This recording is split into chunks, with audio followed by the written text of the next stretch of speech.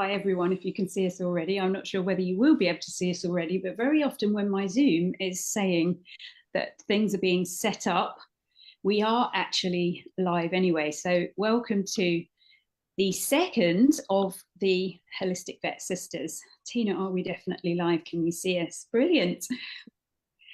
So today we have an additional vet with us, which we're very excited about. Her name's Vicky. She's going to introduce herself in a few minutes or a minute or so. So yeah, we are the Holistic Vet Sisters. We are a organisation that wants to unite women in natural pet care and also provide you with a service where you can ask us questions, because we realise and recognise that it's not always easy to find a holistic vet near to you, or even to be able to speak to one online or on the telephone. So we're going to be here for you as many Thursdays as we can, if not every Thursday at 6 o'clock UK time, to answer your questions. And we have had lots of questions, haven't we, Tina? we've been inundated with questions, which is amazing, because that's what we're here for, and it means we've got lots and lots of content for you and lots of support for you. So Lise is here again. Hi, Lise. Hello. And Tina's with us from Norway. And Vicky. Hi, Vicky. Tell us a bit about yourself. Hi, everyone. I'm Vicky. I practice as Holistic Vet Vicky in the southwest of the UK. So I'm based in Somerset, near the Devon border. And yeah, I have my own holistic medicine practice, doing mostly referrals in holistic medicine.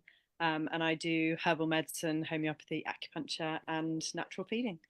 Mostly dogs and cats, but I do some horses and some other random creatures that come my way as well. Recording, may as well.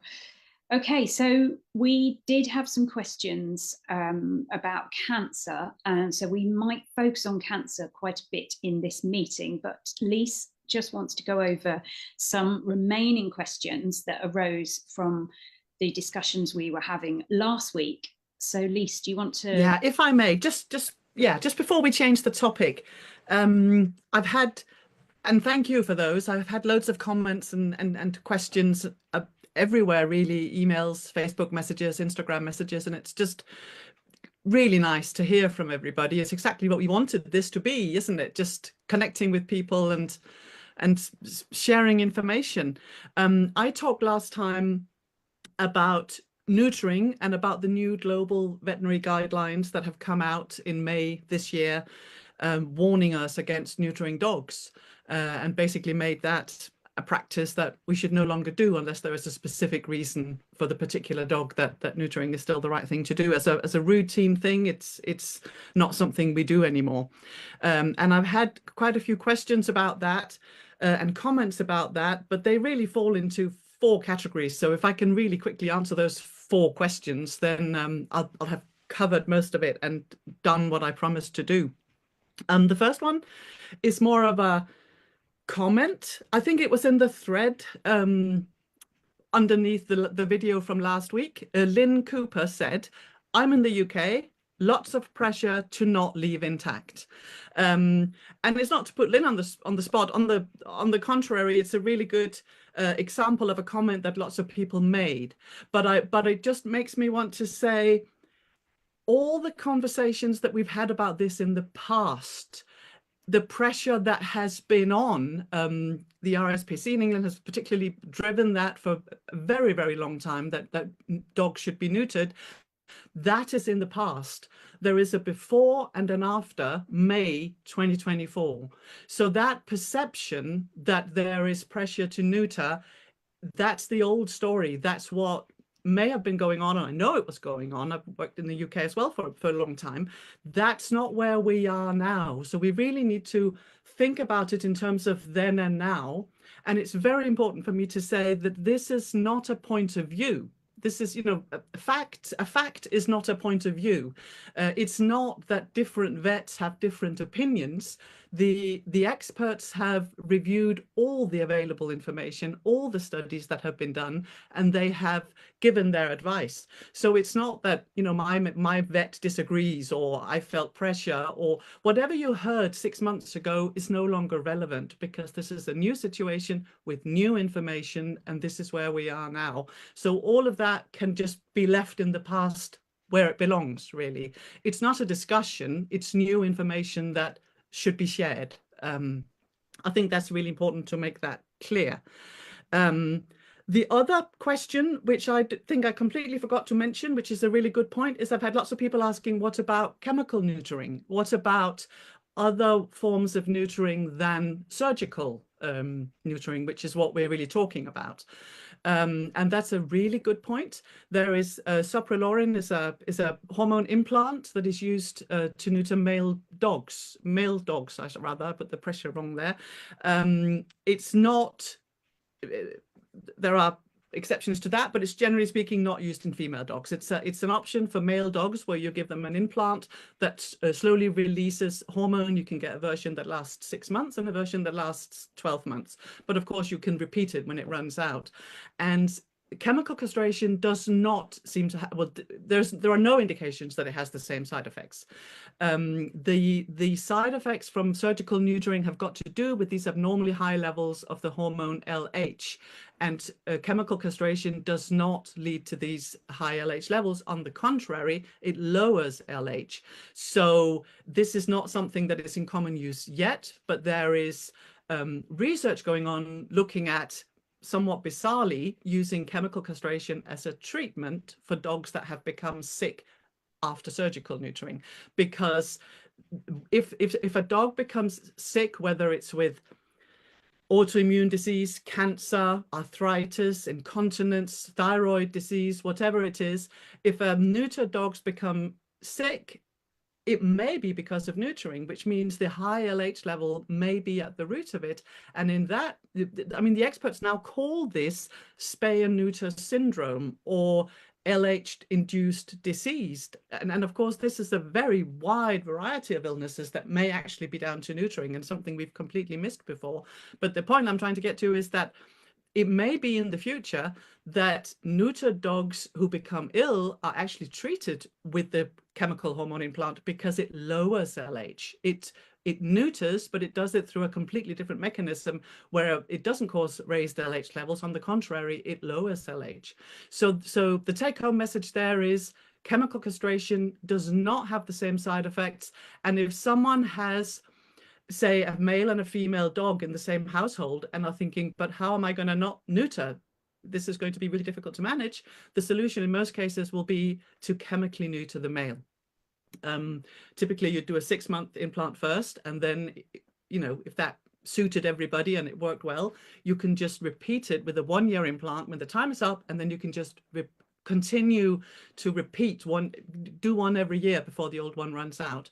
So you can actually, for male dogs, keep them neutered without running any risk of running into all these side effects. We're just not talking surgical neutering, we're talking chemical neutering. The third question I've been getting is cats. What about cats? And we could do a whole hour on cats, and maybe we should at some point. Hello.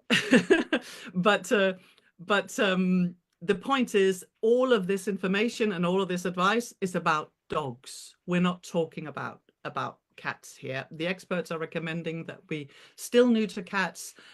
All this information is about dogs. There is more to say about cats, but the bottom line is we still neuter cats on the whole.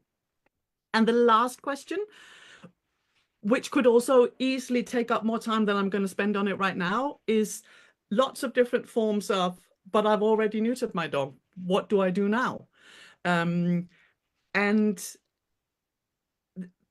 people are talking about hormone replacement therapy for neutered animals.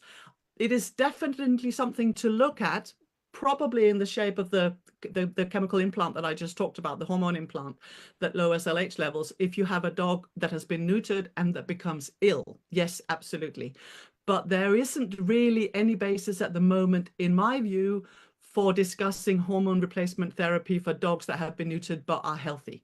I think that's I know that it's being discussed, particularly in America, and I think it's premature. And we know way too little about this. I have heard some of the reproduction experts talk about it, and they say it doesn't seem to be very effective. So I certainly wouldn't rush to go there. What I would suggest, if someone has an animal that has a dog that has been neutered before this information became available, is partly to say, just because a dog is neutered doesn't mean it gets ill. It just means that there are some increased risks, but there is lots of other stuff that can be done to focus on increasing that animal's health and decreasing the risks that they become ill. Look at decreasing other toxins, look at diet, look at all sorts of other stuff. I wouldn't look at supplementing hormones if it's a healthy dog. And the other thing that also must be said, I can't remember if I said it last time, but I'll certainly say it again, is a lot of us are feeling a lot of guilt because there will be lots and lots and lots of dog owners who neutered their dogs and the dog got cancer maybe, or the dog got horrible arthritis or whatever happened. And it's very clear now that that could very well have happened simply because that dog was neutered. And that's heartbreaking. Just like most vets in practice probably neuter an animal on most days, or have neutered a dog. You do a dog castrate or a dog spay most days of your working life. And if you have dedicated your professional life to helping animals and you suddenly realize that maybe I've done more harm than good, that's a difficult one. But I just think we all have to accept that we do the best we can with the information that's available to us, and we cannot blame ourselves for what we did that turned out to be, well, very unfortunate to say the least. But what we can do now is we can focus on keeping animals healthy. Those that have not been neutered, we can make sure that we spread this information so no dog is neutered unnecessarily now that we know better. And there's lots of other stuff we can do to keep our neutered animals healthy. But it is a practice that belongs in the past, but it is very, very new information. So there will be websites everywhere that are out of date. There will be lots and lots of people who haven't heard this yet, because it's 6 months since we got this report.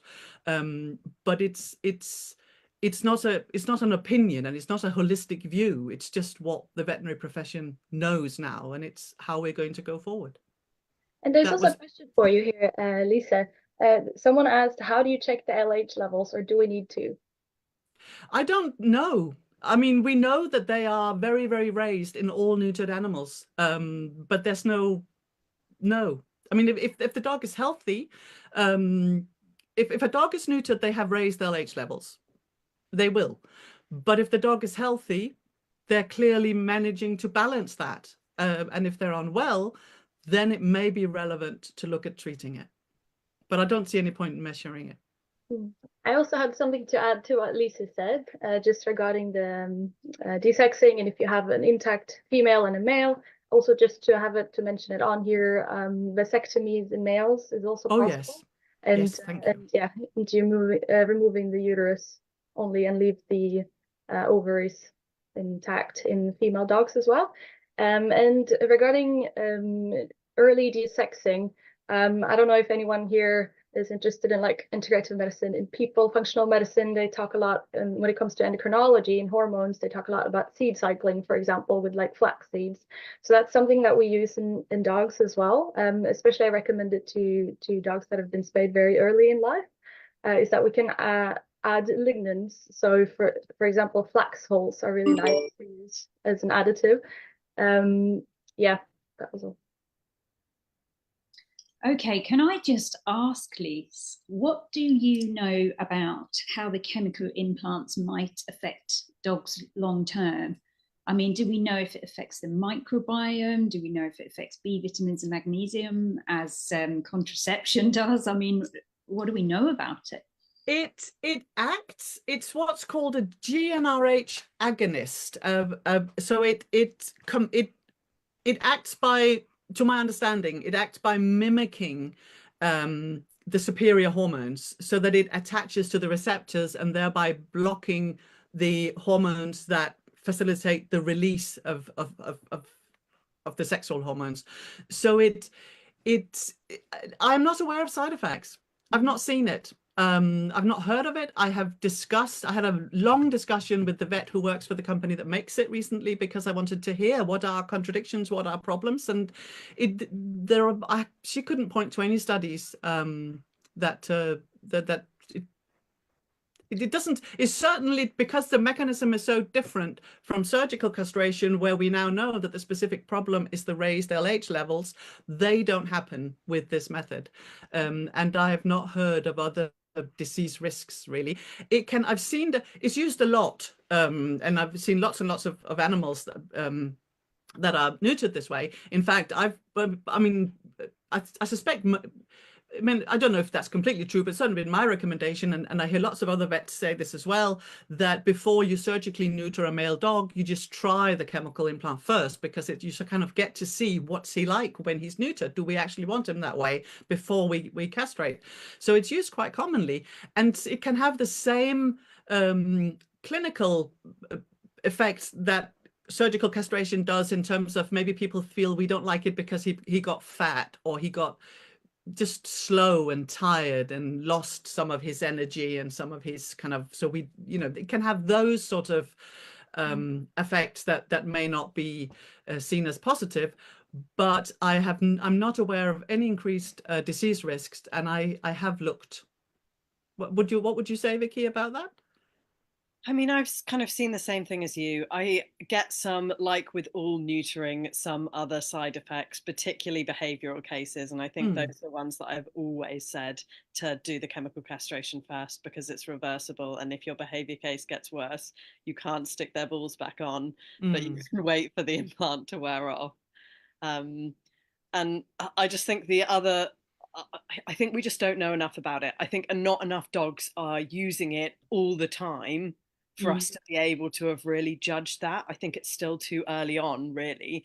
Like, only certain households are going to be using that on a long-term basis. And I don't think until these guidelines came out, enough dogs of enough different types and enough different stages of their life are using this for us to actually be able to say, hands down, this will or won't cause side effects. So that's sort of where I'm still sitting on the fence, slightly watching. But I tend to be on the more dubious side when things come out. I like to wait till it's been around for ages before I give any kind of official yes or no answer. But I think the only other thing I'd add to what you've said is that you're talking about is that if you're talking to your vet about this now, they still might not quite be following the exact guidelines, because it can take the whole profession a little bit of time to catch up with this new information that comes out. But you're completely within your rights as a pet owner to make whichever decision works best for you, and to question your vet about it. So if they're still saying that you should be neutering your pet, then you should be saying, well, what about all of these new guidelines that have come out? And, that I've seen loads of CPD offerings of teaching vets different, neutering techniques, like vasectomies, like Tina mentioned, and ovary sparing spays. So I think those things are going to become a lot more popular, but vets have got to learn the techniques and they've got to practice, and it's got to become a more widespread thing. And that always takes time. Like when a new medication comes out or new information about anything, it takes a while to really get into the profession to that first line. And a lot of vets as well are driven by what their practice policies are. And if the practice hasn't yet changed its policies, then they're going to be a bit behind the times, and it's going to take a little bit of time for everyone to catch up. Really, we need to be moving this forward as guardians as well, don't we? We need to be talking about this, because, to be honest, it took absolutely no time for the completely unsubstantiated DCM and grain-free link to just infiltrate every vet across the world. So when they're ready to take something on, they're there, So we need to be there at the forefront, saying, well, actually, have you seen this paper, and is it possible we can follow this guide with my dog? Yeah. Should we get started on the questions for today? Yes. Okay. So should we move on? Should we move on to some of the questions? Just to get some more topics for today. So yeah, we also had Aggie asking earlier about cancer in dogs. She was wondering about diagnostic options and how to support them holistically. I just wanted to start saying that I think maybe her concern with the diagnostic options was probably the two most accurate ways to, or the best way to really know exactly what cancer it is to do a biopsy, and that means that you need a sample of the tissue from the tumor. There are new options being developed, and there are other things you can check. You can do bloods, you can do a PET scan. There's something called a liquid biopsy that you can do now that some clinics have. It takes about 6 minutes. They test the blood for DNA in the blood that might have been dissolved from the tumor, but it's not 100% accurate. So the only way to know exactly is it cancerous or is it not, is to get a sample from it. And some ways that we do this can be either an FNA, which is a fine needle aspirate. It means that we poke it with a needle and expel it over a glass and look under the microscope. And the other one is to either remove or take a small sample of tissue and then send it in as a biopsy. And that's the most accurate diagnosis. And I guess also one of the reasons she asked is because FNAs have also been a little controversial but questionable, because the thing is also when you stab on a tumor and you don't remove it, you just leave it like that for a longer period of time, it could increase the risk of the tumor spreading because you cause trauma and inflammation and blood to the area, and the risk of detachment of tumor going into the bloodstream and spreading is a little bit higher. So personally, I don't use FNAs that often anymore. I usually do it if I'm 99% sure there's a lipoma, or if you need to check the lymph nodes or something like this. I prefer, if possible, to do surgical removal with margins and then send in a tissue sample, because then you know accurately. Because I also went to a seminar recently that they even said when you do an FNA, it's about, with a perfect sample of an FNA, it's about 70% chance that you actually get a valuable diagnosis, because you don't always get enough cells, or it's not always easy to interpret if you don't have all the layers. So really the best option is to send in a proper biopsy. Yeah, I don't know if anyone has anything to add on the diagnostics. I mean, I totally agree with you on biopsies and FNAs. I tend to prefer to do an excisional biopsy on a small lump anyway. I think the only issue you get with that people should be aware of is obviously if it were to come out as like a mast cell tumor or something super aggressive, which requires big margins when you remove it, it could be that actually you won't have got sufficient margins. Whereas if you had done an FNA and found out what it was, you would have been able to do a more appropriate surgical margins. But, you know, like you can't always be second guessing. And if you really think it looks like a mast cell tumor, you can always behave differently and your vet's going to give an opinion on that. But it's always really tricky with removing lumps. But if you remove it and it comes back as something benign, you've completely resolved the problem. And if you remove it with good margins and it comes back as aggressive, sometimes you've also removed the problem, and then you can just do whatever it is you need to do holistically to try and help prevent recurrence. And I think that's what we're going to talk about in a little bit, about the sort of things that people will be able to do. Yeah, I think that maybe the best thing to start with really is because we talk about like treating when they already have cancer, but I think the best treatment for cancer is to prevent it, really. So I think maybe we should talk about a little bit about prevention, but I'm happy to let you kick that off, Vicky. I mean, for me, prevention, 100%, the best thing you can do is feed your dog the absolute best diet that you can. And for me, that's always ideally raw, but you know, if raw isn't working, then cooked, but just natural, high protein, low carb, minimal processed foods, and just have a really nice balance within that diet. Lots of different fresh vegetables, fruits, just have like all the different nutrients that you can possibly have in there. And I also am a big fan of adding in certain things as they get older and there's higher risk of things happening. So different supplements, just to make sure that you're doing more for them, and particularly for their immune system as they get older, because I think in older dogs the immune system is just naturally going to be slightly depleting even if they're on the perfect diet. So I think there's lots you can do to just try and prevent things from happening in your dogs, because like you say, that's so much easier than treating. Of course, absolutely. I'm there with you on that one, funnily enough, being a nutrition consultant. And I think the important thing to remember is if raw worries you, don't forget about lightly cooked.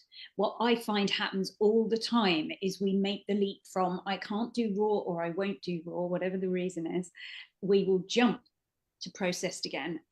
And we miss this opportunity to feed a home cooked food. And there are brands out there that are ready made home cooked foods as well, which are, there's this whole variety of them, some better than others, of course. But remembering that that option is there is key, because we don't need to jump back to processed food, and it's easier than you think to balance a home cooked diet. I mean, any of the APNC nutrition consultants will be able to support you to do this 100%, and make sure that you're getting everything into the diet.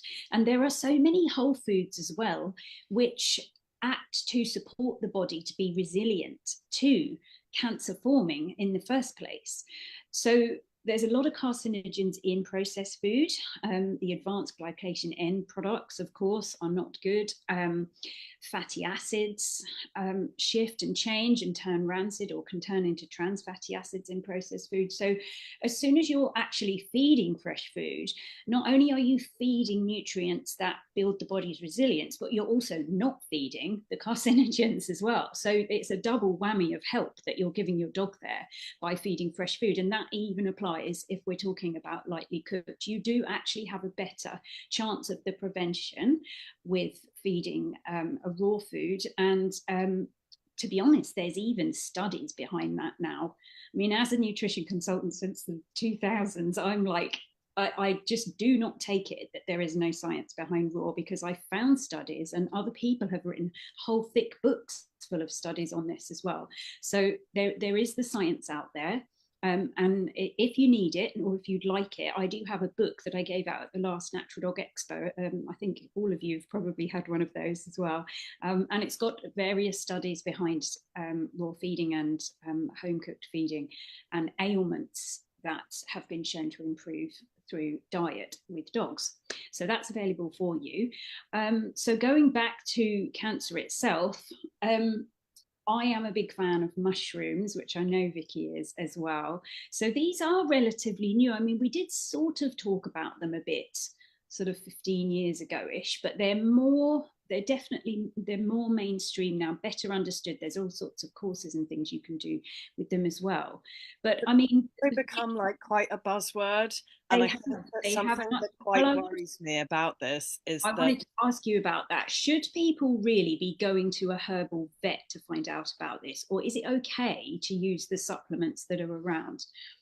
I think it depends where you're getting them, because this is something that worries me a lot. So just today I had a dog in with mast cell tumours. It's had one removed, one still on the dog, that they don't want to do anything with. And they bought a mushroom supplement online, and, you know, it says on the packet, organic mushroom extract powder. And I looked on the website, and, you know, it just says we're so careful about all of our sourcing's so important to us, but it didn't actually say anything about the sourcing. It just talked about how important all of this quality and sourcing and all of this stuff was. But actually, you know, it's just brown powder. And I just think if you're not careful, you could just be buying any kind of brown powder. And you want to make sure that you're actually getting something really good. And the really good mushroom extracts that are organic and that are properly extracted are going to be more expensive. Yeah. So if you found like a bargain mushroom extract, it's probably not a bargain. It's probably rubbish. And, you know, maybe it isn't, but I think sourcing is so important. If you're using these to try and help treat or prevent cancer in your dog, you don't want to be buying something that's turned out to be absolute rubbish. You know, you need to make sure you're getting something that's really high quality. And so even if you can't get an appointment with a natural vet, or, you know, a nutritionist or anyone like that, just an email that says, you know, if someone emailed me and said, could you recommend a good company for medicinal mushrooms for my dog? It's going to take me like 30 seconds to reply to that, if that, and just say, I buy mine from this company. You know, and then they at least know that that's a good company, or to give a couple of options of good companies. But I think sourcing is so important, and the more popular something gets in like the buzz community, like the worse options become available, because everyone's trying to jump on the bandwagon and make money out of a trend. And actually, when it's a trend for health, you need to make sure that you're following it properly and you're not just buying some rubbish brown powder. And I think that's so crucial. Mm-hmm. And what about dosages? Do you find that they're pretty okay really across the board, or do you think sometimes that they're sort of a stab in the dark that the companies got them from? I've not really looked at loads of different companies' mushroom doses, so I'd have to look at some before I could advise that. But I mean, I give dogs some pretty whacking doses of mushrooms, and for the most part, they're tolerated really, really well. I also think the thing to always look at is whether you're dealing with an extract powder or a fruiting body powder. Because if you've got an extract powder, obviously your dose is going to be significantly smaller than if you've got a powdered fruiting body dose, because that you're going to need much more of that. You know, it could be like a teaspoon versus a quarter of a teaspoon. So it's like quite a big difference. There are a lot of mushrooms available now. Back in the day, there were maybe a few. Just reishi maybe was the main one, wasn't it? So I mean, nowadays there's a great choice. What would you say are the better ones? Which ones really make the biggest difference to cancers? I mean, if you're looking at research, turkey tail, like there's the most research available, particularly in dogs, for turkey tail. So most people will say go for turkey tail. But actually, if you look at some more of the human research, I think you're better off going for a mushroom complex, because if you've got different mushrooms, you're getting different other benefits from the mushrooms as well. And you're getting slightly different polysaccharide balances and concentrations and things like that. So for most of my cancer cases, I use a complex, and I've got a few different complexes that I might use. And then maybe if it's one where there's a study in dogs that's shown that turkey tail is particularly great, I might add turkey tail in alongside as an extra bit of the complex, even if it already contains the turkey tail. Or if I found a study about a different mushroom to do with a different condition, that might be added in alongside the complex. But I'm a big fan of giving various things to help a problem rather than like hanging everything on one, especially with cancer. My view is that I don't care which of the things I give works, as long as it treats the cancer or helps with that. And so with the mushrooms, I think if you can go with a complex that's a few different mushrooms, then you're going to be better off than if you're just choosing one or maybe two mushrooms. Mm-hmm.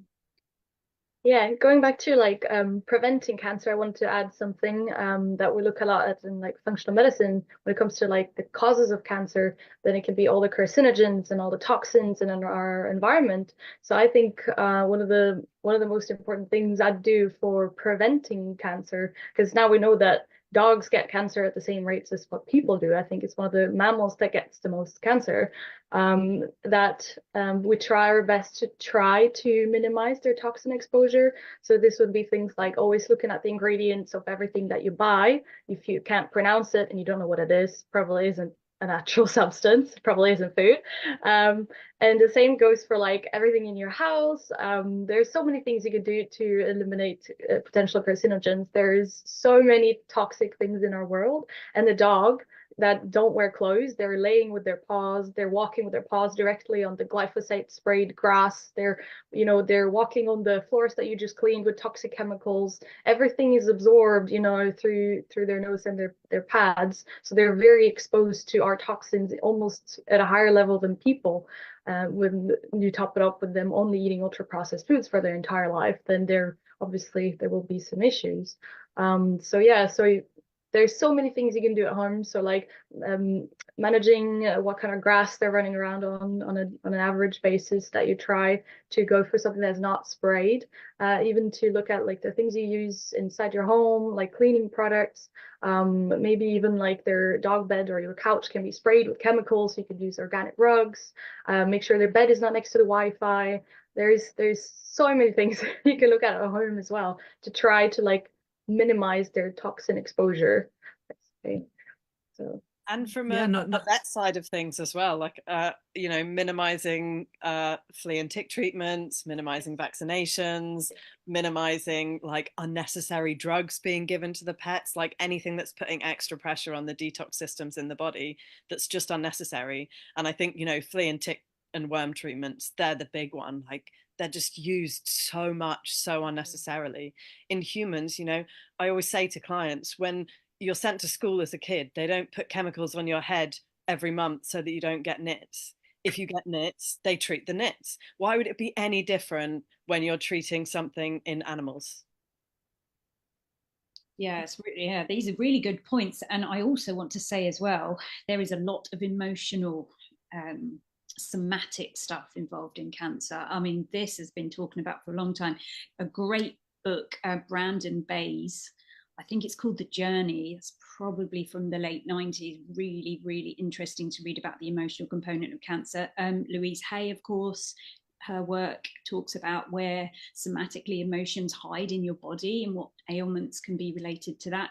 And in the canine flow work that I do, we talk a lot about the subconscious emotions. I was recently on a fantastic, wonderful herbalist's sort of 2-3 hour chat about emotions and how they affect our dogs. And we primarily throughout that webinar, we're talking about conscious emotions, emotions we're aware of. And for me, when emotions are coming up and you're conscious of them, these are the emotions that are clearing from your body. And yes, they may cause stress, which could impact the dog. But I feel it's the subconscious emotions that our dogs are picking up on, those that are held somatically within our body. They can really have an impact on the dog, and the dog can hold on to them somatically as well within themselves. So I think there's a lot to be said for us working on ourselves. And so often, I mean, I see all the time in the nutrition world, hashtag my dog eats better than I do. And you laugh about it, but really, actually, come on, we and our dogs are sharing the same household. We literally do become the same microbiome. I mean, we are the same. Our heart, energy, everything about us and our dogs is similar. So yeah, I do think we need to be looking at clearing a lot from our body, doing a lot more for ourselves, a lot more meditation. And it sounds like something that wouldn't have a direct impact on a dog getting ill. But in my experience of running my retreats, it absolutely does. Ailments and emotions are so inextricably linked, totally linked. Vicky, you've got your hand. I mean, this is basically what me and Lise do, treating animals with cancer with homeopathy. Because one of the huge key questions that you're always going to be asking when you're treating disease with homeopathy is, what was happening in your household, in the animal's environment, in that whole scenario in the lead up to that disease. So I usually say in the 3 to 6 months before this first showed itself, what was going on? Did the animal have any stressful events? You know, did you have grief within the household? Did you lose someone? Did someone move in? Did somebody move out? You know, was there building work? Because it's also the dog's emotional experience, you know, all of these different things. And you're trying to find out what emotion was heavily involved in the animal's life when this cancer or disease or whatever else was triggered. But going along with that, I think you also really have to not beat yourself up about it, because I've also had clients go through that experience where, you know, they've had a really difficult time and then their pet becomes ill. That's not your fault, because dogs, I think, come to this planet and they exist in your home and they want to help you. And I think they will take on some of your stuff, and it's their choice. I don't, you know, if they didn't want to, I feel like they wouldn't. And so I also think it's really important not to beat yourself up if you've been through something or have lost someone or whatever, and then your pet develops something. That is not your fault. That's all just part of life's experience. You guys exist with your pets, and therefore you have a really close emotional link. So, you know, definitely don't feel like you were the cause of that if something like that happens, but be aware that it can, and try and work through these things with your pet, and remember that they're involved in those emotional experiences as well as you are. Absolutely, because guilt will just be held in the solar plexus area. I've had many clients I've worked with in canine flow, and I haven't always specifically asked them about ailments or gone down the nutrition side of my life at all. And then they've said to me, goodness, I've cleared guilt from my solar plexus and my dog's pancreatitis has cleared up. And I've gone, oh, you didn't even tell me they had pancreatitis. And they're like, well, he doesn't anymore. I'm like, okay, this is amazing. You know, this is just phenomenal. I think also definitely not feeling that, Vicky, you're so right. And it is about clearing for us as well. I do think we need to come back to working on ourselves all the time, because, and it's interesting what you say about the dog is here with us. The dog is here with us. By default, that will happen because they have the biggest heart per body mass of any creature. So they have the biggest electrical activity. So they're going to have the biggest magnetic field. So they are going to pick up. By default of just being in our house, they're going to pick up our emotions, which are measurable magnetic frequencies. The Institute of Heart Math has published lots of data on that. So yeah, it is something. I think cancer is an interesting one, because we tend to, like you're talking about when you were talking about your biopsies, Tina, we're getting it when it's at a real manifested state, aren't we? But the preventing of it and the knowing what the state the body needs to be in for it to occur is something that's kind of what we're talking about now, really, isn't it? So yeah, even in Chinese medicine, sometimes we can kind of pick up on things when they're still an energy level, like a bioenergy level, and it hasn't actually erupted yet. So sometimes you can see, like with the tongue and the pulses, you can find a bit of phlegm, which then over time can potentially get into cancer if it's not corrected. So yeah, and also I wanted to add in a little bit about nutrition when it comes to treating cancer. I think we also have to mention the Keto Pet Sanctuary in Texas that does a lot of great work when it comes to nutrition in cancer, because it's already seen so much in people going on keto diets and you know, getting rid of their cancers. And the Keto Pet Sanctuary did a lot of they're basically taking dogs and they treat them with diet, raw food diet, which are like more like a keto, so there's no carbs and there's also lower protein levels and higher in fat.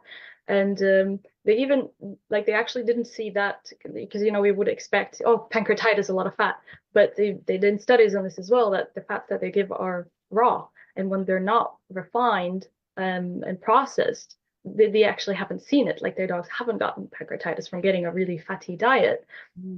So yeah, I think that is definitely something that I tend to implement into dogs that have cancer. Obviously, if they are on chemotherapy, you might need to look into something like high pressure pasteurized raw food or something like that. Might be a little bit difficult to balance yourself. They have a good resource on their website as well about how to balance it, or you can talk to a nutritionist on how to balance a diet for yeah. actually, Vicky, A lot of raw food diets are naturally really keto anyway, though, don't you? Like, I think it's so close to being a keto diet. If you just add some really good fats, like, I think people can feel worried that it's going to get really complicated if they're trying to treat their dog with cancer. But if you're already feeding a raw diet, if you just add some really good fats, you're so close to a keto diet anyway that it doesn't need to, you know, you don't necessarily have to be really like strict and stringent about it, because like people's lives are busy. Like, not everyone has time to be like doing all of this complicated stuff, but it's really important to remember it doesn't have to be complicated. You can do it in quite like an easy, straightforward way. And that's what I really like about a lot of the keto pet work, is that it is quite straightforward. Like, it is just a few tweaks you can do, and if you're already feeding raw, it's really just like quite mild changes that you have to make, and it's not complicated. And you might just want to think about where the meats come from. So it's grass-fed perhaps instead, or something like that. Vicky, I wanted to ask you about the herb graviola and gravison, because I would say in the early 2000s, I had a Pyrenean mountain dog, and she actually didn't belong to me, but I worked with the lady who owned her, so I used to look after her. But so she had this diagnosis of bone cancer, and the vet at the time, who was okay with this raw feeding, she knew that we really liked homeopathy, so she was a little bit more open-minded, and she said to us, really, her diagnosis was only about 3 months for Poppy to live, and she recommended that we removed the leg that the cancer was in, because it was bone cancer. So anyway, we did this, and she also, no, I'm getting it the wrong way round. That was it. She said you could remove the cancer, but she felt that it had spread too far and that it would go into her gynecological area and she would only have 3 months to live. So we went away, and at the time I was studying to be a nutritionist, and I'd heard about graviola and gravison, and you could get it back then as a herb from the Rainforest Herb Company. So we decided to give her this, and we gave her it, and time went on. And we thought, goodness, it must have been more than 3 months now, because like we've been through a couple of packets of this stuff, you know. And so we're looking back at the time, and it was. So we took her back to the vet, and the vet said, I don't know what you've done, but I could take her leg off now and she would not have the cancer in her body. It's localized. It stopped the growth, or it inhibited the growth. So it hadn't cleared it, but it inhibited it from spreading to her gynae area. And obviously then we would have lost her, and she lived another 3 years. So we went from 3 months to 3 years with this herb. And can I see it for sale anywhere now? No. I'm like, where's this gone? I mean, do you know about this herb, Vicky? Oh, you have to unmute yourself. Totally forgot. It's because of the background child noise. I have had lots of clients ask me about this herb before, but it's not one that I've used a lot because it isn't readily available. And there is some data available that it can be toxic to dogs. So really? Yeah, because a client asked me about it really recently, actually. And so I did some more research into it, and it can be toxic to dogs. So it's generally not recommended to be used unless under the guidance of a herbalist. Which you are. Herbalists are really using it because it's not readily available. And I don't think, because there's some risk of toxicity, that a lot of veterinary herbalists would go there with that. And I think there's so many other amazing herbs you can use for cancer that there is lots of evidence for and that are readily available, that I just wouldn't delve too far into that route unless I was really stuck with a case that just wasn't going anywhere and the client was really keen to do it, and then maybe I would look at it. But there's so many other things that I've used that can be so effective that I'm just not so worried about trying to look at something like that has. That's interesting. I wonder how much of it was propaganda, because it did seem to sort of disappear off the face of the earth. It was really, lots of people were using it with the same results of localization, and it did just sort of go. I mean, yeah, I don't know much about it, so I can't really comment, but there's so many great things that we can do. And I mean, from herbalists at the moment, so most of the veterinary herbalists I know, and if anyone wants to find a veterinary herbalist, you can go on to www.herbalvets.org.uk for UK ones. And there's more and more vets that are opting to start studying herbal medicine. So there's like a growing group of us that are offering it. But mostly they'll be offering for cancer things like medicinal mushrooms combined with like an individualized herb mix. And when I'm doing herb mixes for cancer, the different herbs attack cancers in different ways. So they might, have a more target of local invasion or target of stopping metastasis, so spread around the body, or a target of increasing apoptosis, so cell death within the cancer. And I always try and choose a selection of those herbs that are going to target the cancer from lots of different angles.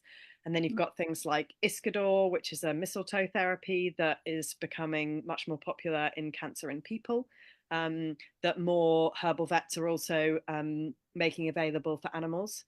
And in people, it's a lot about injecting it into tumors, but we tend not to do that so much in animals because they respond really, really well to the oral medication drops.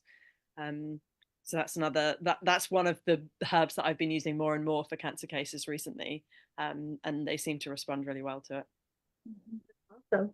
I also just wanted to mention about fasting. Obviously, I already talked about the keto part of it, but also both in prevention of cancer and for treatment, to kind of make the body use up the proteins that it doesn't need, or like the excess proteins that have developed. I don't know if am I doing so? No. Yes, and also we got a question here that I figured to answer right away because I had a funny story to it.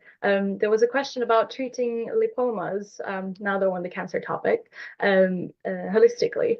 And funnily enough, I heard about this turkey tail mushroom when I was in the US, actually in a conventional practice. And I had a lipoma on my own dog. And so I went ahead and I ordered one of these quite good quality supplements online.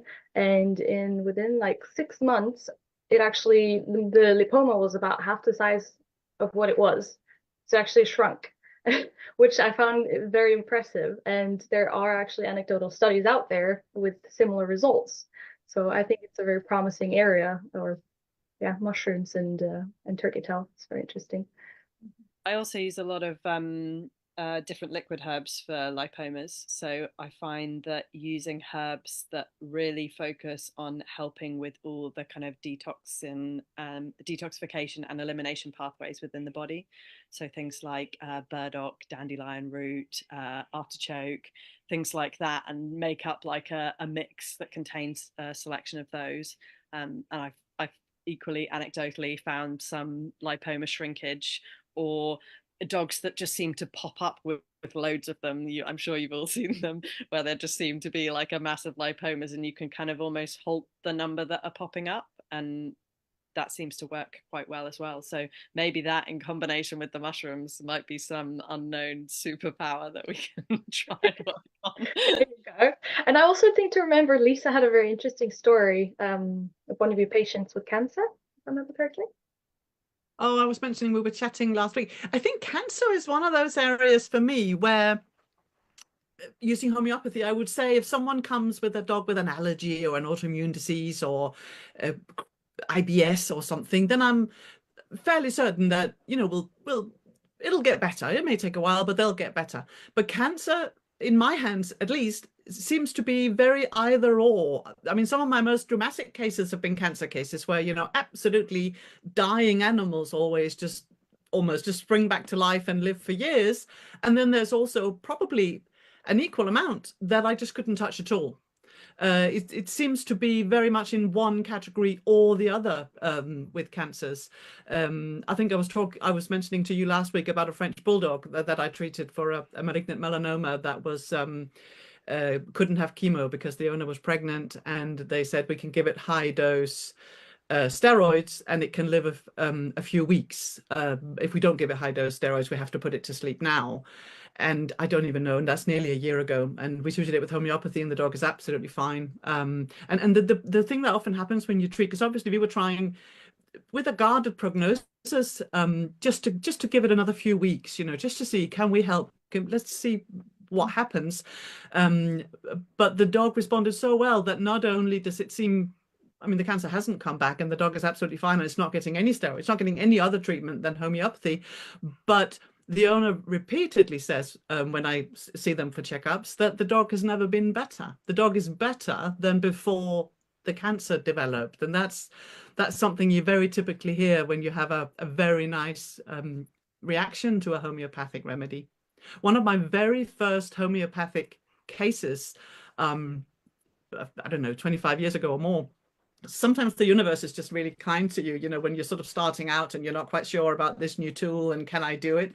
And one of the very first cases I had was a Labrador with a bone tumor that had been scanned and I think biopsied, certainly diagnosed at the vet school hospital in London.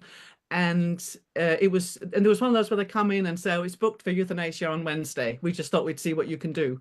And it came in on 3 legs.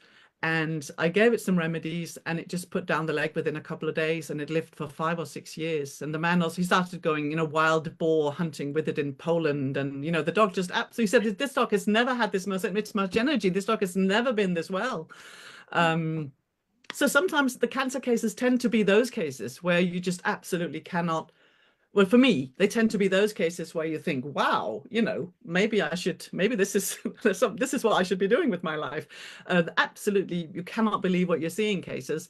Or I've also had other cases. I had a Rhodesian Ridgeback not that long ago with a bone tumor, and we tried and I just couldn't touch it at all. So it seems to be one or the other with cancer, but hard to certainly hard to give a prognosis when people first call, because, you know, either it's going to be a miracle or it's going to be absolutely hopeless. So that's, do you recognize that? Do you see that in cancers, Vicky, that they tend to be either absolutely stunning cases or very difficult to move? I do see that a lot, but I also get these kind of in-between cases between those two states. So you do see some absolutely miracle dogs that, you know, the vet can't understand why this dog is still there. And, you know, you do get the ones that you just can't touch no matter what you throw at them. They just still progress and end up dying quite quickly. But I also find that particularly with the herbs, you can reach this state, and I call it holistic remission. And I'm going to call it like a pause in what's happening. So it's like you reached the cancer case and you've just sort of paused it at the level it's at. And that pause can kind of go on kind of indefinitely, where, you know, the tumor's still there. You can see it. You know, the case I'm thinking of, I'm putting it in my mouth because I've got this dog at the moment that had this really aggressive mouth tumor that was removed with a tooth and flushed, and you can barely touch this dog. It's like not amenable to handling. It has to be sedated to be examined. So I sneak peeks at it while I throw treats in its mouth. And this, you know, I've been seeing this dog that had been given not very long to live for few years now, and it just seems to have halted, and we're just kind of holding it at this place. And I often say to people, like, this is what I call holistic remission. We can hold them like this for ages, and sometimes something will tip them over and then they'll progress as they potentially would have progressed without any intervention. But yeah, I think with herbs you can kind of reach this middle ground where they have this kind of halt in the proceeding. That's amazing. I would also, because there's actually a movie, a documentary about this called The Dog Doc. I don't know if anyone's seen it. It's worth a watch. It's about an integrative vet that does all these things, and they had a dog with a tumor inside the mouth, which were inoperable, and he did all holistic approaches, but he was freezing the tumor, and yeah, he was shrink the tumor and was living on to a very long life and did not die for cancer reasons at all. So yeah, there's a lot of amazing cases out there, and I think there's a lot we can do with holistic approaches. Mm-hmm. There is a vet that's got a product called CV247. Have any of you looked at that? What is that about? Because I did point a couple of my clients in its direction. So yeah, I mean, they didn't. It's one of those things that once they've sort of got the diet they want, you don't always hear from them again. So I don't know sort of how it went. What do you think, Lise, then? I don't know. I know a couple of people who use it, and I've heard it mentioned. I've not used it. And I'm sure at one point I've looked into what it is, but my memory is horrible. I don't actually know what it consists of, but it's something that's around, and it's something that I've heard referred to. I think it's got vitamin C in it, high doses of vitamin. I could be wrong, but I think it has. I think it's a selection of like antioxidants and various other things. I remember looking into it when clients have asked me about it and always saying to them, if you really want to, you can use it. I haven't got an issue with it. But I think that the herb mix that I would make for your pet would do all the similar things, but I would be choosing it individualized to target the cancer of your pet. And so I think, you know, if you didn't have access to a holistic vet that could help you make an individualized cancer program for your pet, then that would be an okay thing to go for.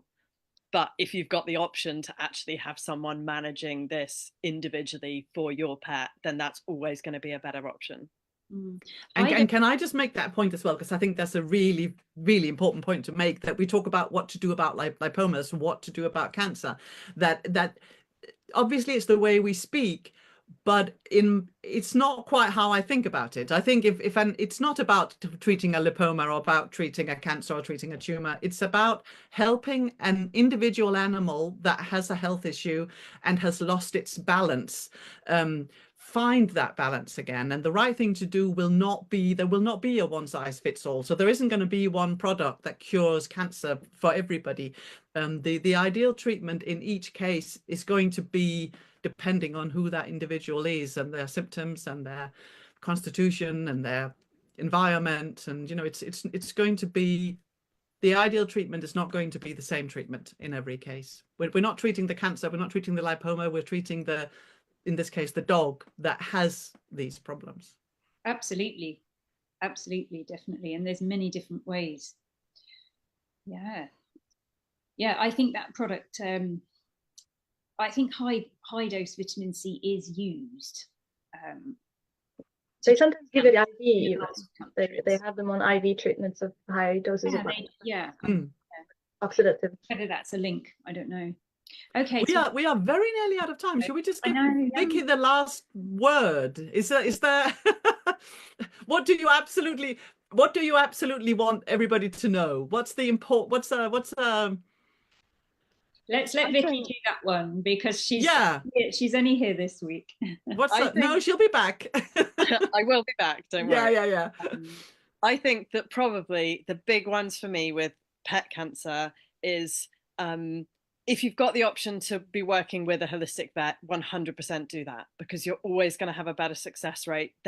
However much you've read, they have different knowledge, they have different experience, they've treated masses of cancer cases. You might have had one dog with cancer before or something like that. Your dog's always going to have a better chance if you're actually working with somebody on that.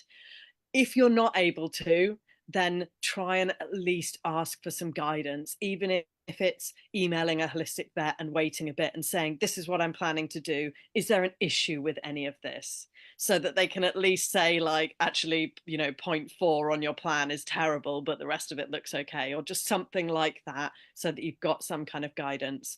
But also going way back in a cycle, back to the beginning, prevention is much easier than cure. So if you can feed a really amazing natural diet and do all the good things for your pet, avoid as many toxins as possible in their life, then you're going to be starting off on the front foot rather than the back foot. And it's going to be much easier to manage the case. But equally, don't feel guilty if your pet gets cancer. It's not your fault. It's not because of what you did. Even if you fed a processed food diet, or you have to feed a processed food diet, there's still things you can do, you know, like add a bit of fresh to the bowl. A friend of mine, that's like her motto if people don't want to move away from processed food. Just add something fresh to the bowl. You know, they've done studies that show that kibble-fed dogs fed yellow and orange vegetables have a decreased level of transitional cell carcinoma of the bladder. You know, you can make a difference even just adding some carrots to your dog's kibble. You know, if raw and all of the natural feeding that we talk about is just not a possibility, that's not the end of the world. There's still always something that you can do. Amen. Women. Yes. Is that our new catchphrase? It will be women. Always end with a women. Hey women. Fantastic. Okay, I'm gonna stop us going live now. Thank you so much for everyone who's commented and sent their questions. We will get to your questions, absolutely. So don't feel that we're missing you out, because we do read them in between our lives. And yeah, we've got lots and lots of weeks anyway coming up. So we are here for you, and you can still ask us questions. And we will be back next week at the same time at 6 o'clock UK time.